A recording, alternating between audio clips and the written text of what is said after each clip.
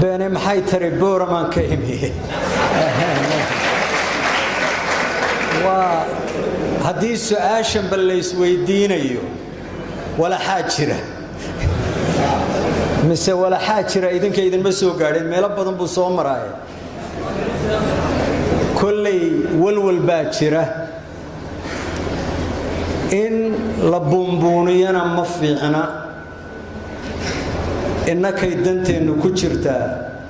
سوماليلاند meeshay marayso hadda ina hore uga sii marto anigoo arday halkan ka secondary school Amuud yaan waxaan ku noqday magaalada Laascaanood waxa yimi magaaladaas nin gobolka Majeerteeniya marka la oran jiray hadda waaga magacooda Majeerteeniyu ahaa oo jaamacad dhoof la oran jiray oo reer buuhood la u dhashay laakiin aan dhulkaaba shaqo ku lahayn xamar ku koray wax ku bartay dadkii Talyaanigu maamulkii ugu horeeyay Somalization ala yahay ninkaas meeshuu yimi magaaladan Boorama ama aaga bariga ay hadda darafyada lagu sheegay iyo magaalada Berbera xisbiga ka furaa markaa wuxuu ahaa ugu xoog badnaa SYL waa 1958 jaamacadda faduu yimi odayaashii buu la shiray ii waramuu yiri waxay leeyeen jaamaco waxaanu rabnaa dawladnimada xamar ka aloosan inaanu ka qayb galno oo annakuna aanu raacno jaamac sheekada kuma dheeraanaya wuxuu yiri warbuundo bridge leedin dhisi maayo Laascaanood iyo xamar xamarna Talyaani iyo qaramo madooba maamula idinkana Ingiriis baa idin maamula qolyahaas waxa isla soo ogolaadaan mooyee wax locally aan iska go'aansan karna maaha waxaan idin kula talinayaa meeshan aad ka mid dihiin taas baa idin hurane kamid noqda dawladnimadana la raadiya kuna dadaala in midnimo Soomaaliyeed markaad ka hawlgashaan horta sababtii dadku ay markaa SYL warkeeda u dhaafeen kulley factor ahayd ama qodob markii dambe dowr ku lahaa in xisbi USB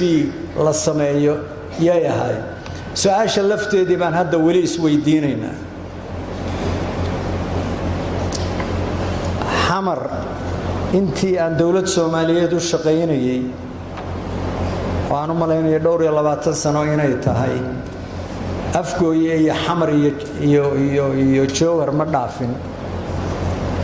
waxaan isleeyahay in kugu filan dadka shacabka ah madaxda meesha qabqablayaasha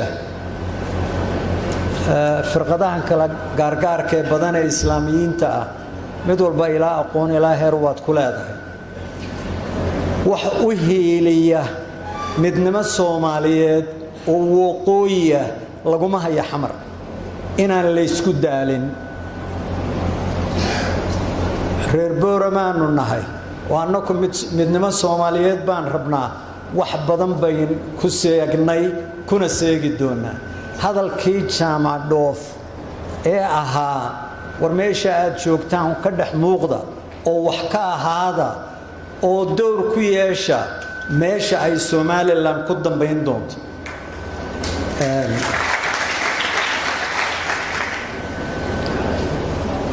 Somaliland ay horta asalkeeda xagee inaga soo gashay taariikhdana waxyaalahan isla ogol lahayna waa jiraan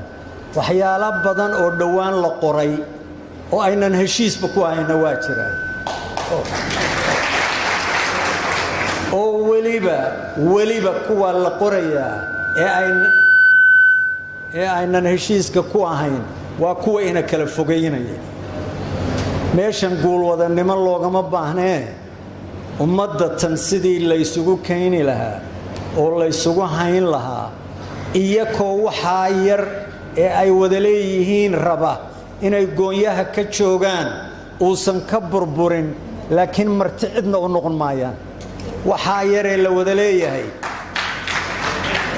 niman duulimaad ku ah annaku boorama uguma aanan iman in la burburiyo uguma aanan iman Soomaalidu marba kii madax ay waxay yiraahdaan qaladi ku dhacdaygan ilaahu meel daran nooga kaxee laakiin ilaahu mid dhaama noogu bedel marnaba ma gaadhno waa caban karnaa wax laga cabtaa oo badanna meesha waa yaaliin su'aasha waxa keenay Soomaalidu waxay tiraahdaa sacabka haddaan xeeli ku jirin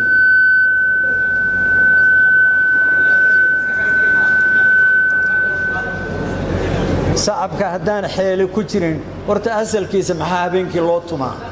maalin cad ma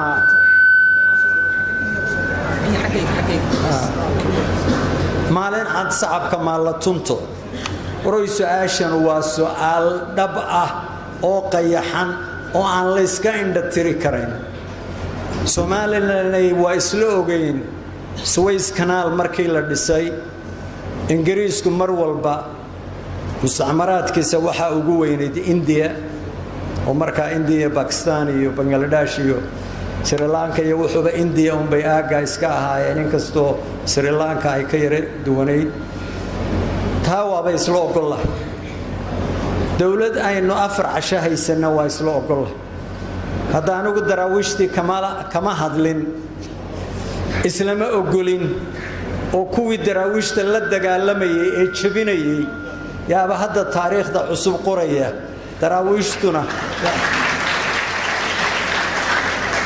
daraawiishtuna uma batirsana 4 casho hadday dhammaatay meelay ku tiilay iyo meel la isla soo hadal qaaday dawladda Soomaaliland ee 4 casho inay sii jirto lagama wada hadlin yaanu goobjoog baan ka ahaa nin weyn baa ahaa Amuud haddaanu ka wareegno shiikhu wareegnayna maalinta caalanka la taagayo ee waxaan islaha waaga nin xilsaamadaadba markaa ahaydo dawladnimada iyo khayraadka la socda dadka mar ay gaari doonaan inay u adeegaan 4 casho laynama ictiraafin inana ictiraaf ma aynan doonan ciddii tidhaaha waana la ictiraafay waa been aan sal iyo baartoona lahayn kaba soo gudub 60kii ilaa 61kii dawlad Soomaaliyeed oo macna yeelatayno ahayn oo 10kii sano 9kii sano horana waxaynu Afrika ugu muuqanay example dimuqraadiya oo madaxweyne fadhiya oo xukunka haya baarlamaanku intuu shiray inuu madaxweyne kala doortay saxaafadda jirto af Carabi iyo af Ingiriisi iyo af Talyaani dawladdu shuqul kuma lahayn radio Muqdisho baa jiray saxaafadoo dhan waxay ahayd private wax habsi la dhigay for political reasons 9 sano ma dhicin haddana gaabis bay ahayd wax badan baa inaga lumay doorashooyinkii xisbi la'aan baa jirtay haddana aan jirin maantadana aynu joogno xisbiyaal malihin markay doorasho timaado baynu u ororodnaaye xisbi 4 sano ee doorashada ka horeysa ama 5 sano ee ka horeysa barnaamijkiisa diyaarsada leadershipkiisu ay soo baxdo ama xukunka qaban kara ama loyal opposition noqon karana inama soo marin markaana inama soo marin baltaan ka soo gudbo 19 ilaa haddana taariikhda elayn inkastoo dhalinyarada 30 jirka iyo waxa ka yar ayba 70% meelaha lagu tilmaamo waxaan u malaynayaa rag badan oo shirkii burco ka qayb galayna waaba joogan ama waa nool yihiin oo magaalada Boorama ay joogaan kii magaalada Boorama lagu qabtayna waa joognay shirarkaas shirar beelay ahaayeen beela kala xoog badan Boorama iyo Laascaanood iyo Aaga iyo Ceergaabo iyo jabhada ma jirin deesanam jabhad bay ahayd dhowr qof oo reer Boorama ah oo Cabdiraxmaan oo Cali uu ka kow yahay ama reer Laascaanood ama reer Ceergaabo yaa SNM Central Committee-geeda ku jiray afraad bay ahaayeen u malayn maayo dhowr iyo 10 qof wax ka badan inay ahaayeen haddana cidda isu aragtay inay maamulkan iyo ku leeyihiin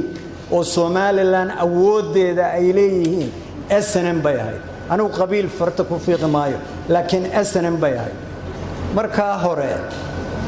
shirkaa horena shirbeeleed buu ahaa kii halkana shirbeeleed buu ahaa Maxamed Ibraahim Cigaal baa lagu doortay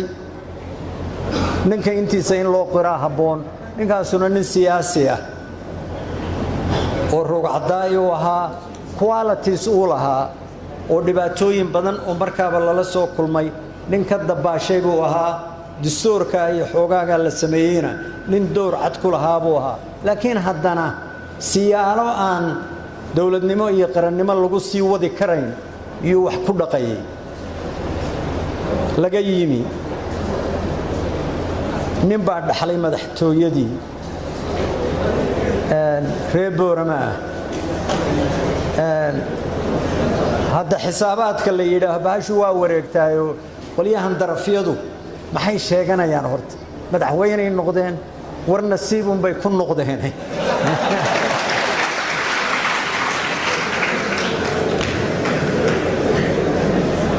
nasiib bay ku noqdeen markii dambe ee la doortayna runtii nin raganimadiisa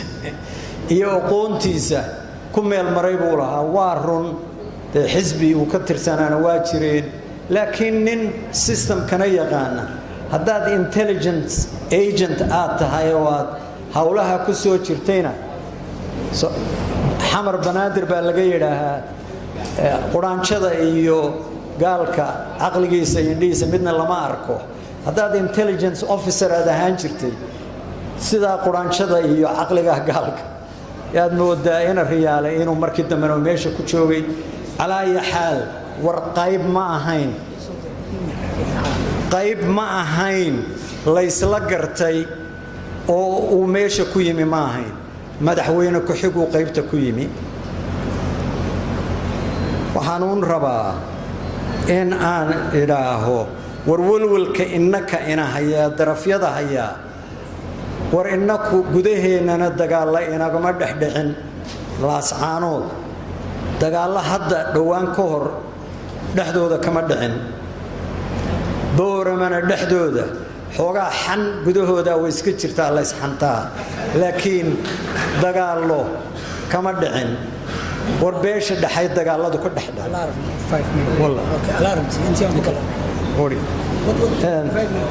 على حال أنا بمشي عن ربي قاعدين يا لليه الله بان القود داري على حال ورعدة يسد الشيء هرجيسة يسكد الشيء بربرة يسكد الشيء برعو يسكد الشيء مقالة بربرة كفصت كي كدعي يعني نودهنا حمر وركوا يسكدت بمنهن warnimanka gabdhaha iyo sodaha kufsanaya war berberay ka dhacday war in la iska indha tira maaha war darafyada haddii la waayo hab ay Somaliland la wada leeyahay ay ka mid yihiin wax ka xaaraana iyo wax oran karta dagaal kama dhici doona Hargeysa iyo Burco iyo Berber gudahooda ma jiro waana soo martay waana ina soo mari doonta darafyada aan warka u gudbo aan rabo inaan idin la wadaago oo ah dawladaha Afrika marka dawladnimo la helo waxaad moodaa in lays cunsiyo habkii hore dhaqanka ahaa ee traditionalka ahaa iyo habka cusub dimuqraadiya iyo hab cusub oo maamul innaka teenii hore Uganda ilaa 6 boqortooyaa jira hab intaan Ingiriiskuba iman nimanka bagandadu habay isku xukumaan oo boqor ku leeyihiin oo hawlahooda ay ku fushaan bay lahaan jireen waliba waxa kabas kaga sii cadcada ashaantiga ama dadka akaanka la yiraahdo Ghana ama Northern Nigeria example ka se ugu fiican ee sida traditional system of governance iyo cusub la isku lifaaqo waddanka Botswana yaa example fiican ah innaku meelaynu u noqono oo traditional system of governance ah ma aynan lahayn habaynu isku xukunno British anthropologist oo Lewis ka mid yahay iyo Professor Casey Evans Pritchard waxay ka hadlaan dad yow la yidhaaho syphilis ama aan madaxba lahayn hierarchy kale aan ahayn innaka teeno weligeenba abtirsiino iyo waxaan sheegno laakiin laba nin oo walaalaa hadday isqabtaan iska daa cid ka sii fog ka uun markaa isla ama yaraa yaa shangeedii ka guuro yidhaahaa waaba ka guurayaa meeshaadan iyo waxaan yabaqaaqan waa ka tegaya war system of governance oo aynu dib ugu noqonno oo wax ku qaybsanno oo aynu ku kalsoonahay oo ku lifaaqi karno ta modernka ma hayno waxa aynu haynaa yabaq iyo reer guuraannimo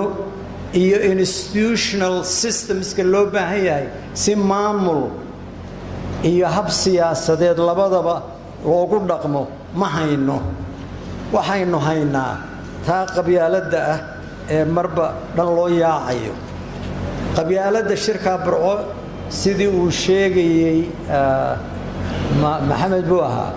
kii lahaa meesha waa la isugu tegay warkaa waaba jeclahay 17 iyo 15 qof ee wax saxeexay anigoo memorygaygu hadduusan khaldanayn war meel la isku raacay oo Somaliland baanu wada dhisaynaa oo dalka la kala gooynayaa document jira anigu ma ogi waaba maqlay meel anoo fadhiya lagaga khudbaynayo cali khaliifkan inala fadhiyaa wax ka saxa war ma saxiixin waxaan rabaa haddii la xisaabtamayo meelaha laga xisaabtamaye wada lahaanshaha ta ugu horeysa dee war horta meeshana ma inaga dhaxaysaa xuduudkan ma ku wada jiraa oo ma la leenahay mise cid baa marti looga yahay oo cid baa military occupation markii hore ee 91 ilaa saylac lagu tagay military occupation buu ahaa oo magaaladan lagu qabsaday oo nimankii warbal waa arkaaye hadhowto hoos ugu sheego intaan anigu ogaan sheegayahay qolyihii 4th February maalintii dhaweyta ka mudaaharaadayay war nimankaasi waxbay og yihiin ma aha inaan leenahay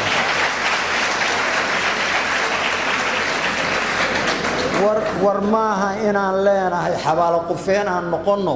oo mar walba waxaynu isku dilay isku nacnay aan dib ugu noqonno laakiin runta inaynu isu sheegnaa habboon war sool iyo sanaag iyo dhu'aaga military occupation baa maanta jooga nin military occupation ana loomaba ogola talaba la weydiin maayo waxaan Hargeysa ku arkay dadka qaarkood siday ku fiirinayaan war ninkan miyuusan waaqaca la socon yaa ninkanu waaqaca ma oga miyaa haddana wargeel didii loogama hadho haddaynu xisaabtamayno war si dhab aynu xisaabtanno war dastuurka maxaa ku yaal war dastuurku waxyi maaha war aan review garayno war wixii danteena aan ka eegano war dastuurka nin kale igama sheegan karo qabiil igama sheegan karo hadduu iga sheegtana waxba isuma nihin dastuurkaana ma qaadanayo Somaliland kama mid noqonayo haddii la yidhaaho war madaxweynihii iyo saddexdii xisbi iyo anagu tirooyin dhab ah oo haddii dhab laga yahay in la isu yimaado la isor dhigayo war 17,000 oo qof baa civil service-ka Somaliland 17,000 wax 16 ku dhow waa beesha dhexe 16 hadda ciidamadana saraakiisha that is over 90% way saraakiishana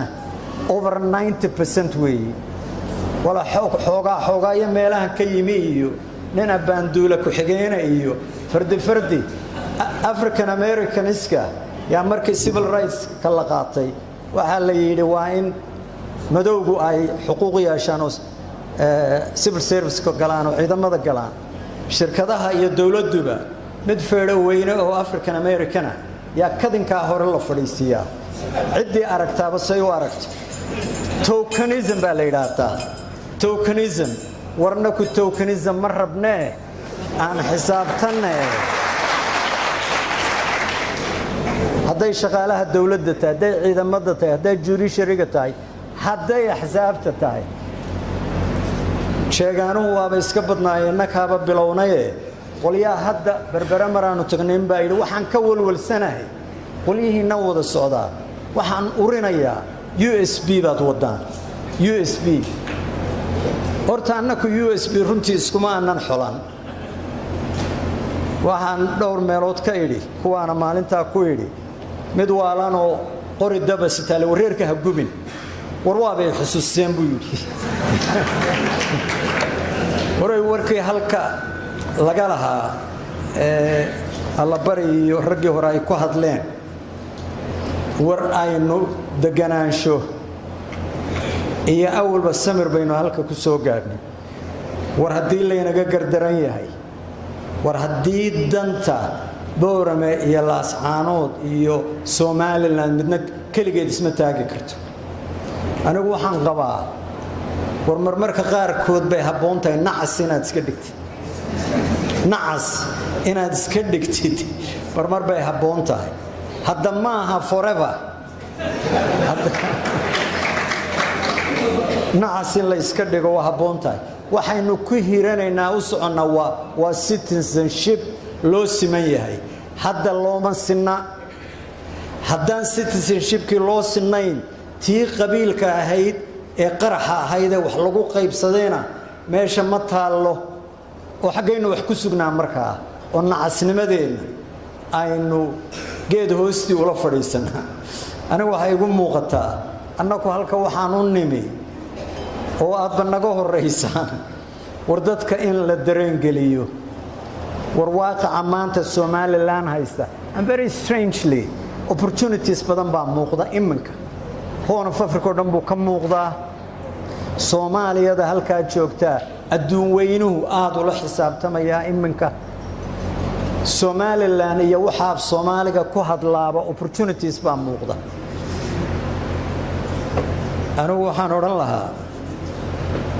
warbal maskax furan oo ninaad walaalo leedahay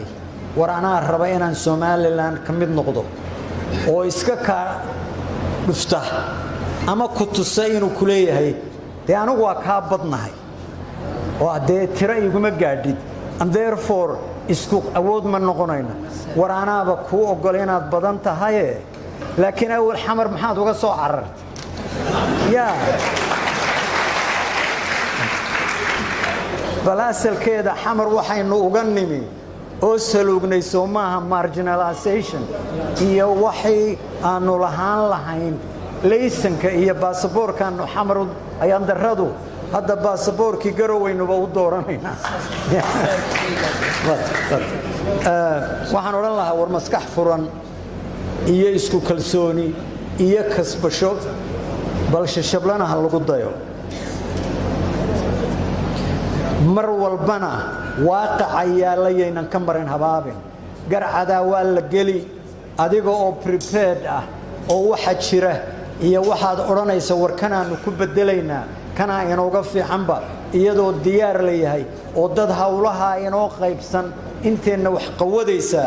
aynu u dirsanno waa inay jiraan waxaan inta aan ku dari lahaa khaatumo muddo 3 sano ku dhowaano hadda la wadnay negotiation Somaliland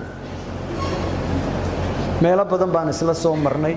waxbaanuna isla ogolaano isla dhadhaweynay madaxweynihii hore yaanu bishii October 20keedii 2017 heshiis wada galay baarlamaanka Somaliland waa ansixiyay